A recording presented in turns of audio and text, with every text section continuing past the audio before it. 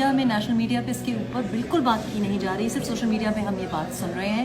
میرے پاس انفیکٹ ان سب لوگوں کی جو لسٹ ہیں, بیسکلی سمپل سا ڈیمانڈ ہے, کیونکہ آئین اور لا, قانون کے مطابق, کانسٹیٹیوشن اور لا کے مطابق اگر کوئی شخص لاپتہ ہے, گمشدہ ہے, تو اس کو برآمد کرنا چاہیے. اگر وہ کسی جرم کا مرتکب ہے, if he has committed a crime or is wanted by state, تو ان کو کورٹ میں پیش کر کے ان کو کنوکٹ کرنا چاہیے, پروسیکیوشن ہونی چاہیے. اس طرح سے انکاؤنٹر میں مار دینا یا لاپتہ کر دینا, ان کی فیملیز کو کلوجر کی ضرورت ہوتی ہے. یہ ضروری ہے کہ ان کی بیویاں, ان کے بچے, ان کی مائیں, ان کو پتہ چلے کہ ان کا بیٹا, ان کا بھائی, ان کا باپ کہاں ہے.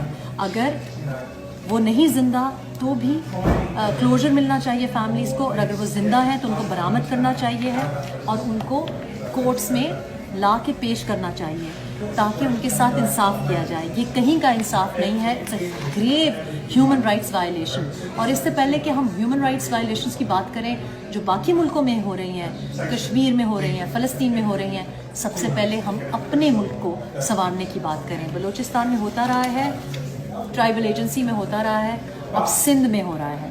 جتنے پولیٹیکل اینالسٹ, جتنے پاکستان میں لا میکرز ہیں, پولیٹیشنز ہیں, پولیٹیکل پارٹیز کے لیڈرز ہیں, ان سب سے ہم اپیل کر رہے ہیں کہ سندھی سوشل ایکٹیوسٹ اور سندھی جو نیشنلسٹ ہیں ان کے ساتھ یہ زیادتی نہ کی جائے. I can show you all these, we can go on for ever. Please, I support a judicial, constitutional appearance of these missing persons, and I want you to support us